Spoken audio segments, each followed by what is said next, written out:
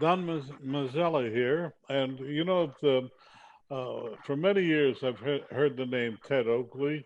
Never had the pleasure, but I know from my days at S&P that he was one of the bright lights uh, of the industry, and now he's here to talk about a subject that's dear to me because we just sold our company, but a lot of people have.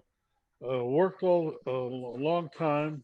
Finally decided well, enough's enough. Usually because their children don't want to have anything to do with it, and then they're suddenly retired with all this money. Ted Oakley, welcome to the program. Well, thank you, Donald. Glad to be here. Okay, um, Ted, as we always ask our guests, tell us a little bit about yourself personally, then about your company, and finally a website, and finally we'll start on this, to me, very interesting topic.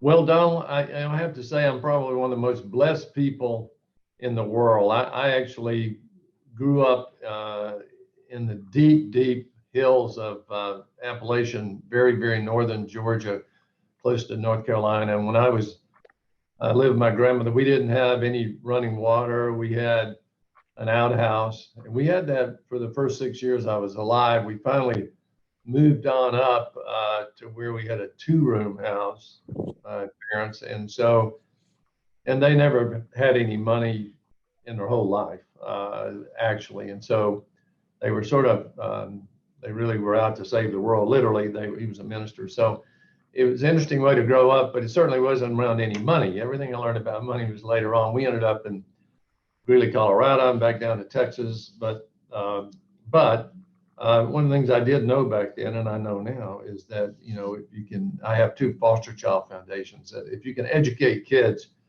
you can get them out of the mud, you can get them out of the mire. And I got educated. I was lucky; I had a lot of people help me.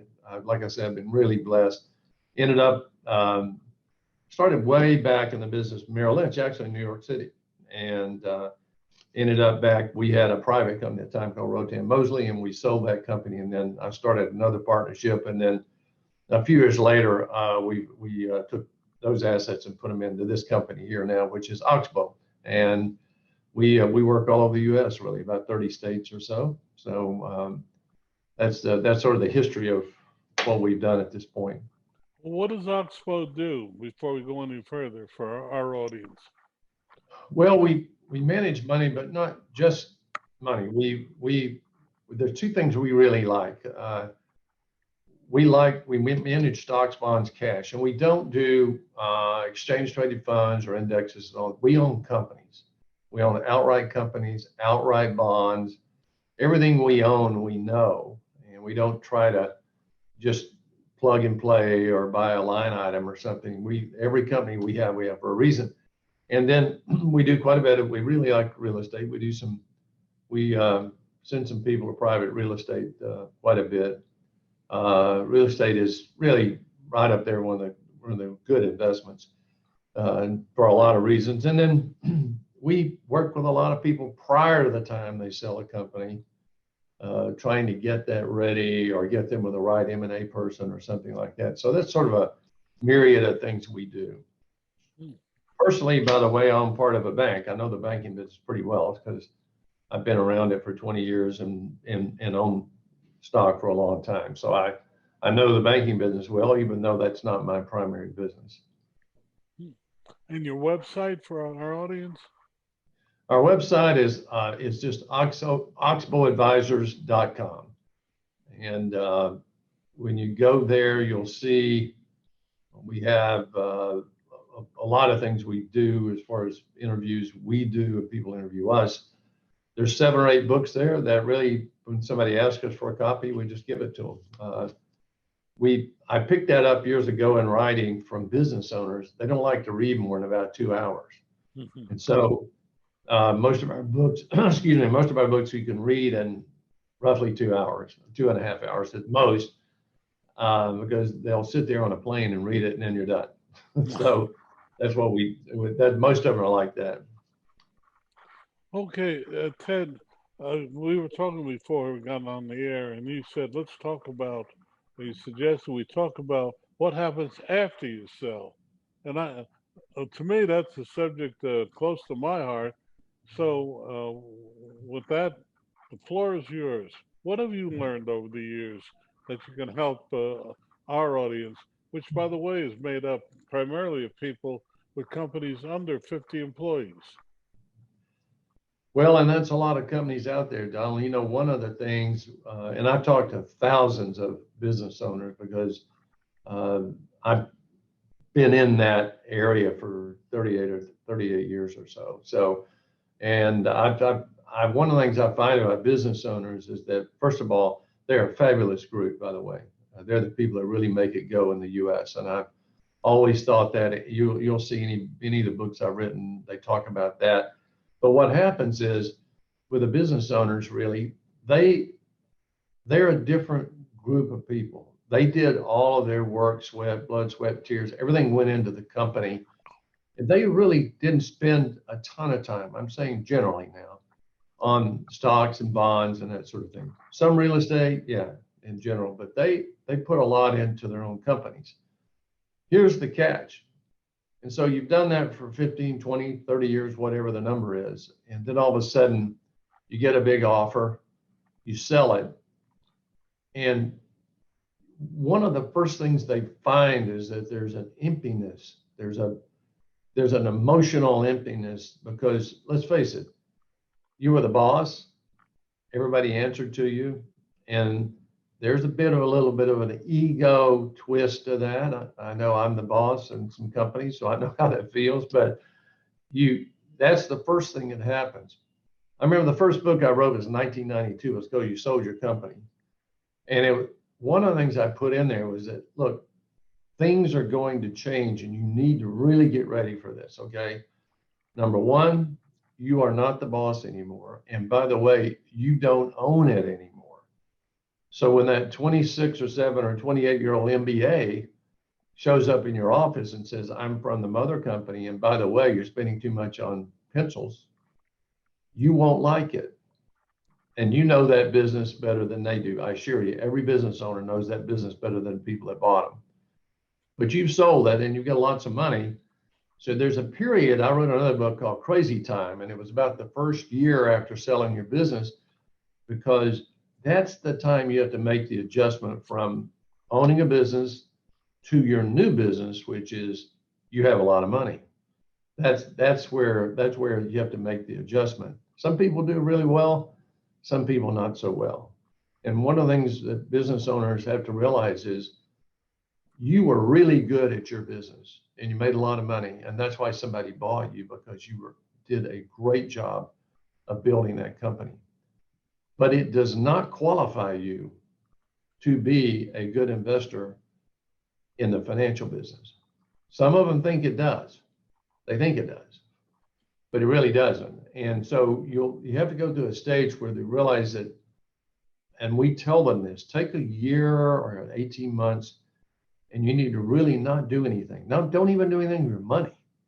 You need to stop and figure out how you're going to feel, what to look for, give yourself plenty of time to really acclimate. One of the things I put in one of the books was you need an office.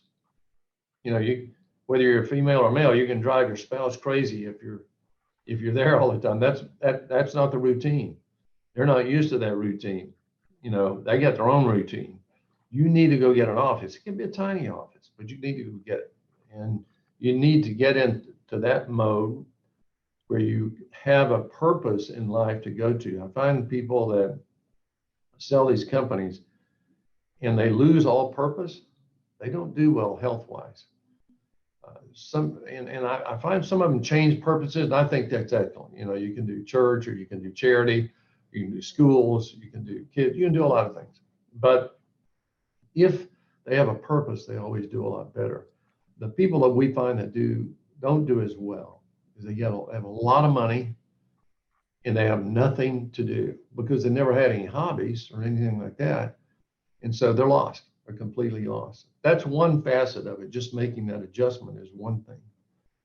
The second thing is, and we we do a lot of work on this with people, is that most entrepreneurs today, I'd say 80% or more that build a company did not have any money themselves. They bootstrapped it in the very first, the first time they started, and they were first generation all the way. They have this thing, and people, you automatically have this. You have this thing where you want, well, my children, I don't want my children to have it as hard as I had it. You know, I had it really tough. I had to work all the time. I had to work as a young person, all these things. That, Donald, could not be further from the truth. Because what you really want to do is have those children, forget about the money, have those children learn to stand on their own 2 feet, to make their own money, and to provide for themselves so that they have the self-esteem that you want in that particular child as they go forward. If they never have to have anything hard and you provide all that, what you're doing is you're producing somebody that has no confidence in themselves because daddy and mommy took care of everything. And as they go further in life, and this really shows up later on in life when they're like 50 years old, you know, they try their very best to be important and to show that they know something, do something, make terrible mistakes in investing and a lot of things. And it's because those kids try too hard. They never got a chance to be there. And so one of the things we do a lot with business owners is we try to sit down with them and say, now, you know what, you got a chance here. You just sold this company for 30, 40, 50, 100 million. You've got a chance here to make sure you do the right things with the money. Because when they walk into your office, the number one thing they're worried about outside of health for them and their spouse is their children. Easily the number one. And so we spend a lot of time trying to teach them and show them that I know it feels counterproductive to you. It's going to be harder on you because your children will know that you do have some money. But you need to be in a position where you can make that work really well, because if you go the wrong direction, you take all this money and you just start providing for these kids, you look up all of a sudden, and for lack of a better word, they're pretty worthless. And so, by the way, I've seen some of I've seen really big deals where they did it perfectly with their children. I mean, their kids are all successful on their own. They didn't need the parents' money. They'll get it someday, but those are the ones I like to see. But the business owners, see, they're going through about a 5 or 6 item change, and it's all the way from selling the business to trying to figure out what you want to do, to how you're going to invest. And they don't know anything about investing. They know people in the business, but they don't really understand a lot of what goes on with it, the details of it. They know all the jargon and all the terms, but they don't know the risk involved a lot of times. Then you got to deal with your children. Then you have to deal with everyone that knows you will all of a sudden become your better friend than they were because, I've got a deal for you, and you'll get more people off you, more deals than you can ever imagine.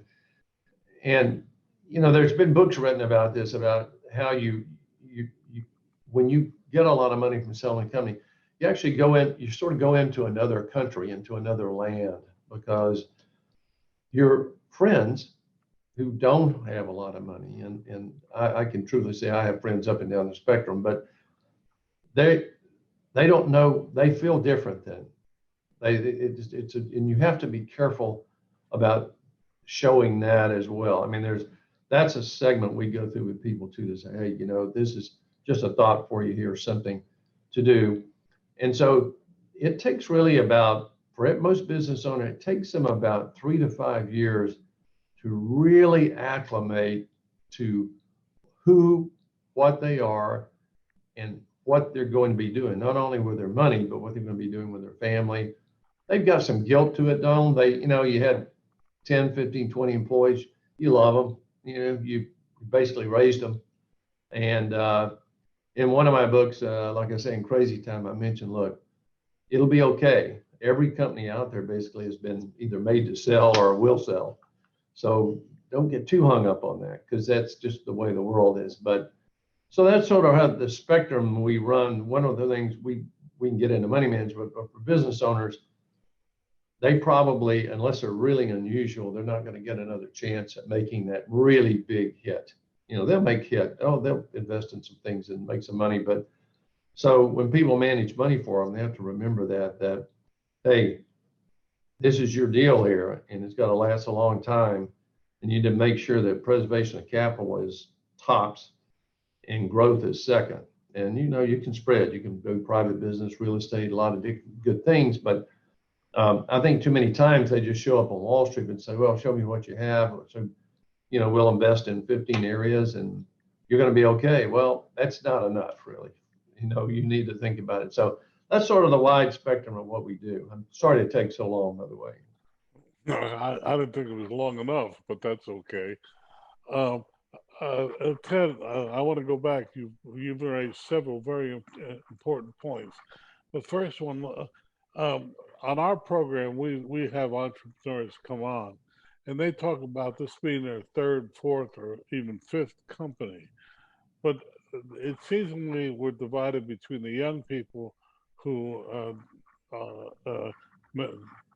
turn companies out based on IT, and the older companies, people who who uh, develop companies based on brass fittings or etc.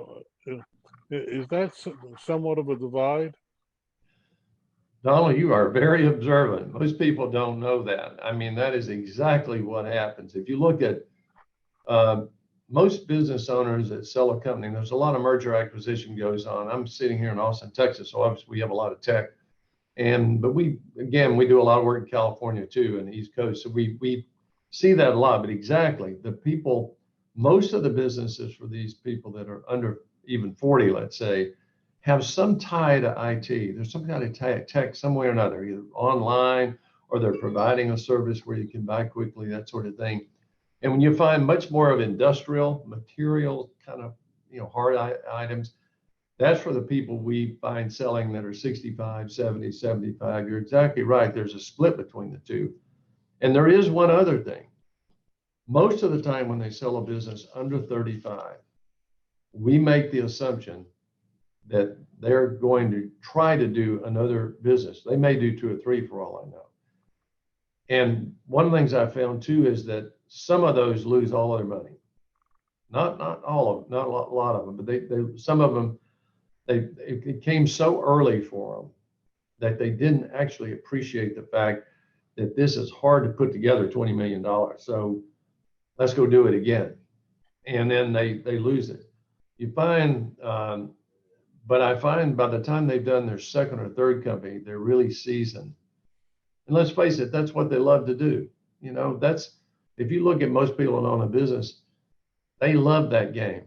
And if they weren't 70 or 75, they'd probably do it again, you know. But they have a big interest in it. But you got it exactly on the money. There's a split right down the middle between what people do now that are selling companies.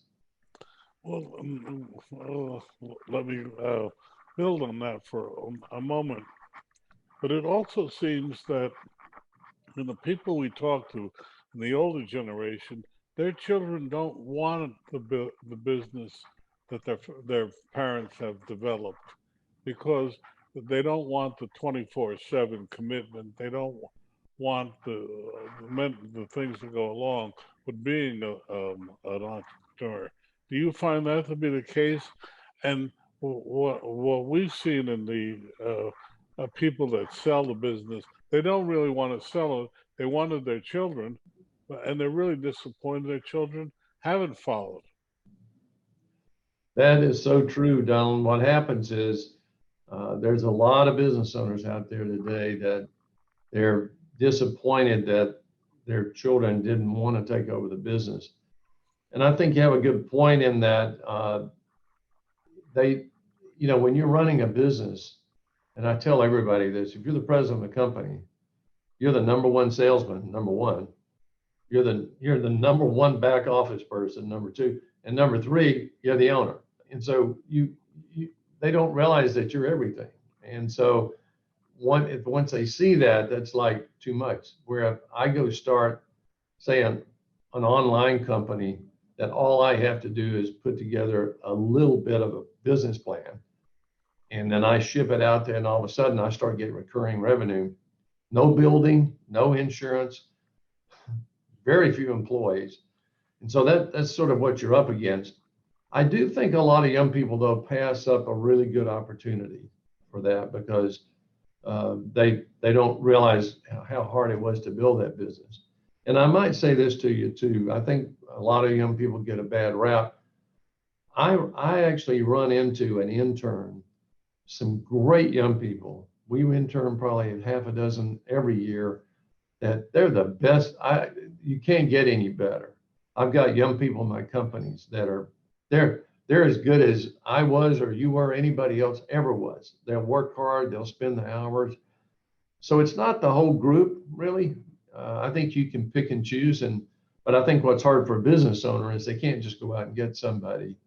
But that's a big thing, and there's a lot of business today are still owned by people that are over 65 or 70.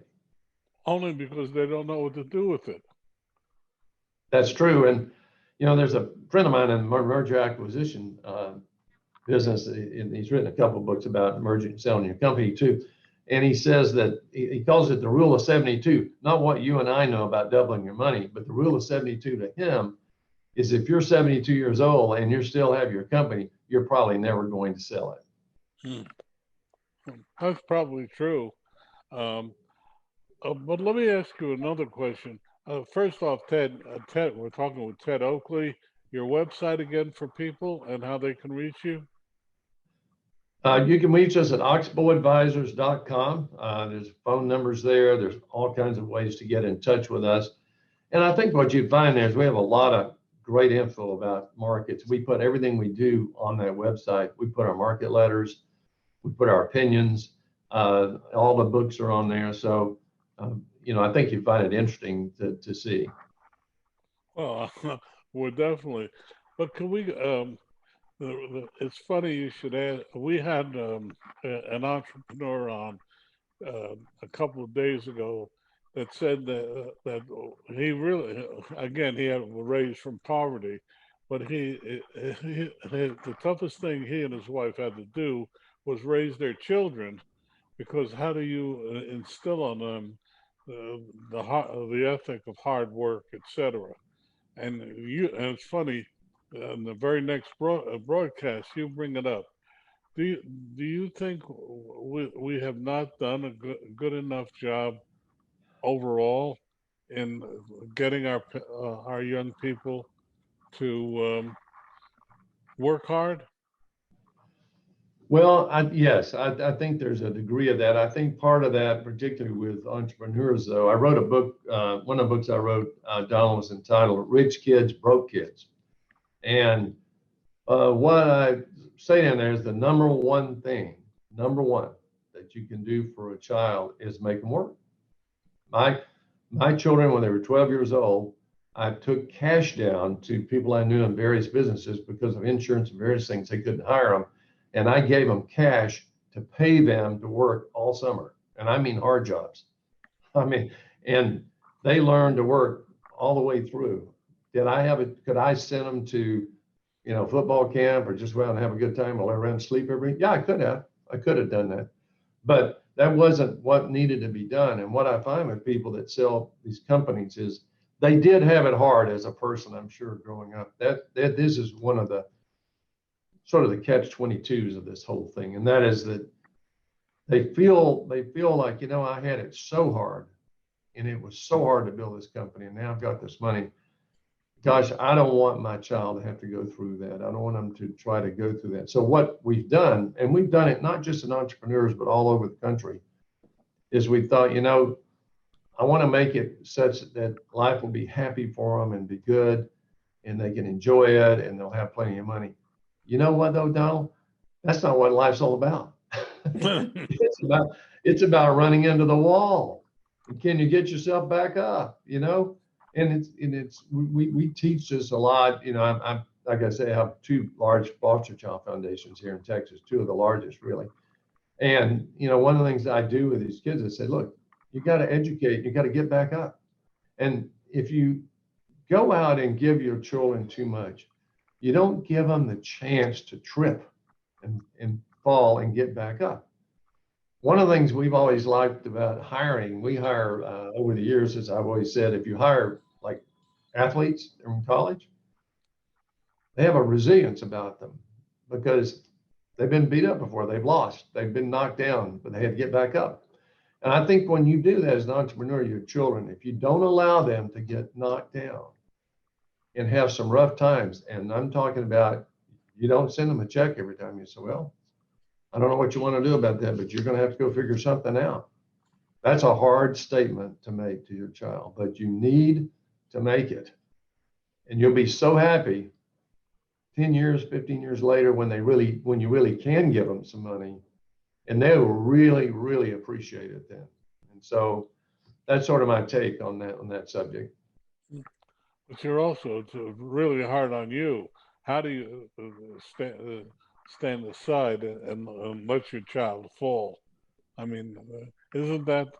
I have no children, so I can't tell you, but it seems to me that it's very hard when you see your child fall, not to rush in there to help them up. It is. What we try to do with them is there's 3 or 4 really good books, 4 or 5 really good books have been written on this in addition to mine. I wouldn't say mine's the best by any means, but there's some good books about it. And what we try to do with people is give them a voice to talk to that's not one of the spouses. In other words, the spouses can sit around and talk to each other, and they're going to automatically default to, God, I don't want to hurt him. I can't stand to see him hurt. Well, the problem with that is, if you look at the world today, and anybody that was probably successful, they had some hurt. They had a period where, they almost got their electricity turned off, or they're behind on a car payment, or something. They had a flat. Somebody's got to fix it. Well, I got to figure out how to do that. I can't call daddy and mommy and say, hey, send the wrecker over and take care of this. I don't want to fool with it. I mean, there's so many things they can do to really affect that, and they have to be able to do it. And the other thing they do not want to do, I do not agree this with financial planners and all that sort of stuff. One of the things out there is they try to say, well, you need to share early on what the wealth picture is. I don't agree with that. I think you share it. I do think you share it in time, but they better be 35 or 40 years old or older before you do. Because they don't have the capacity, in my opinion, at least, and I'm sure a lot of people differ with me on that. I don't think they have the capacity in their teenage years, college years, or young working years to be able to think about that and not have it affect them. So you want them out in the workplace, 10 or 15 years at least before they know anything about your finance. After that, if they're doing well, I'm not saying you shouldn't talk to them about some things, but I think that's a mistake that a lot of people are doing this holistic planning are doing and saying, well, we want to make sure everybody in the room knows everything. And so they grow up having this sense of responsibility. No, they don't. There's not a 17-year-old out there. If you say, hey, my parents are worth $85 million, what kind of responsibility am I going to feel? Now, if I'm working down at McDonald's by the hour, believe me, I'll have some responsibility. So I disagree with that approach by these financial planners, but it's each to his own. But I found that works best if you can work with these people and make sure they understand that, look, there's got to be a period here, maybe 10 years, maybe 15 years. You'll be so happy you did this. So in the end, you'll be happy. They'll marry better. You won't have to worry about the in-law girl or guy that marries in thinking, you know what, there's a lot of money here and I want some of that too. So there's a lot of things that come into that. And you have to keep that in mind, when you're doing this stuff. We're talking with Ted Oakley. Ted, one last time, your website? Our website is oxbowadvisors.com. Okay. Ted, we have just a few minutes left, but I'd like to ask you a question selfishly. We've just gone through a pandemic. probably one of the events that really set back nations. Do you think we as a nation can uh, come back from something like the pandemic and still be a nation like we came back from the Depression and World War II? You know, Donald, it's an interesting you asked that. I've asked myself that question a lot of times because there's a series of about three ways you can go here, three or four ways. You could now just become more and more and more socialistic, give everybody more money, and that works okay, MMT, the whole thing. You could become totalitarian, you could become a totalitarianism. You really could. You could get to that point. And the thing that would, I think, the only thing that will make it work to go back to sort of the roots of where we are and do what we need to be is you're going to have some leadership, either a person or a few people that prove to the rest of the country that this is a good way to go here. There's nothing wrong with capitalism done the right way. You know, you can't be in a situation where we can spend all this money and do all this debt. In the long run, it doesn't work. So I think in order for that to happen, and I think that's a huge question, by the way, Donald. And I think people are worried about it. It's funny you mention it because I think the average person today is like, you know what? I don't really know what's going on. I'm lost. And they're talking about, I'm not getting anything in the bank. I'm not getting anything from my bonds. I've got these crazy stocks that run up that don't make any money. I see real estate, you know, and it's a period where they're very uneasy right now, just generally uneasy, even young people. But I think it's going to take some kind of leadership in order to get back to that point. If not, you will see us just keep doing the same thing over and over and over again. Every time you have something go wrong, we will throw more money at it. We'll produce a society that, you know, depends on the federal government, that sort of thing. So I'm hoping to have somebody pop up here, and I don't care what party they are. I just like to have somebody pop up that says, hey, you know what? This is a great place, but it needs to be structured like it was. You know, I understand all the things that go on with race and all that sort of thing, but I'm just saying, just on the capitalistic side and where the country was. And so that's sort of my take on it. Well, I couldn't agree with you more. On that note, Ted Oakley, we say thank you so much for joining us. It's been a real pleasure for me, and I hope for our audience. Thank you. Thank you, Donald. Appreciate it. Have a great day.